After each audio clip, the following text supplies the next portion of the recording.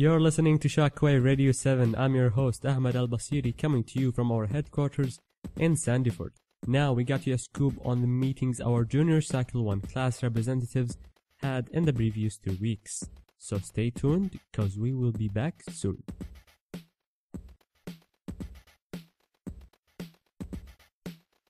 This is Shockwave Radio 7, and your Junior Cycle class representatives, Mr. Ibrahim, Mr. Daniel, and Mr. Tariq, have some news for you. So they had a few meetings in the past 2 weeks, starting with a meeting with Professor Clively, and here are the points they discussed and the outcomes. Number 1. So they started the meeting by speaking about how the system works. If a student fails, she can get only one chance to repeat the year. And in order to be allowed to repeat the year, she must first put forward a case stating their reasons for failure to a committee, and then the committee will decide whether or not to allow her back. Number 2, they talked about the timetable and how almost all students actually complain about it. So they asked for a balanced timetable where there are not too many classes on one day and with no long breaks in between. Professor Lee stated that he will contact the department in charge of the timetable regarding this issue, and he told them that the timetable is much better in the second semester, as second med students will not be using offline lecture theater. Number 3, few students were complaining that some of the tutors in the small group tutorials were not familiar enough with the topic discussed. Professor Lee will remind the tutors to familiarize themselves with the topics prior to the tutorial. Number 4, the final exam timetable has been modified, so the AS and Histology and the HBS and CBB are switched, and by that you have more days to study for CBB and HIS as opposed to only 2 days in the previous timetable. This point was well accepted by the college, especially that the highest failure rate in the last years was in CBB.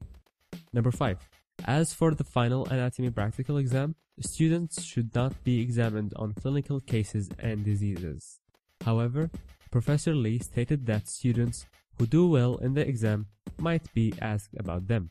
Now let's switch to the student union meeting. So there was a meeting with the student union, and out of that meeting there is one point that you should all know about. The student union emphasized the importance of completing college surveys by the student body.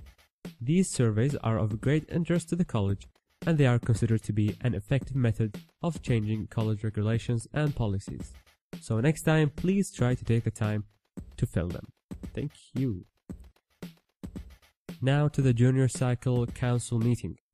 So they attended the Junior Cycle Council meeting, and 2 points were raised by the Junior Cycle 1 class representatives.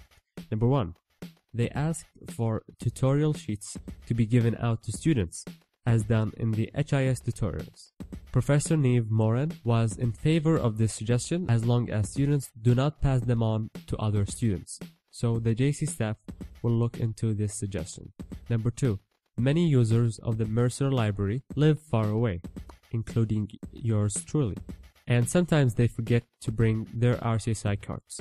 The idea of one-day library passes being available for purchase from the college was suggested. A small fee would be charged for one of these passes, and the Mercer's library management will look into this suggestion.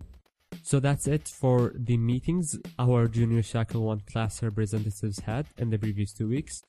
If you guys have any other suggestion, please talk to Mr. Ibrahim, Mr. Daniel, and Mr. Tariq. That's it for this week's podcast. Make sure to tune in next week. Until then, peace out.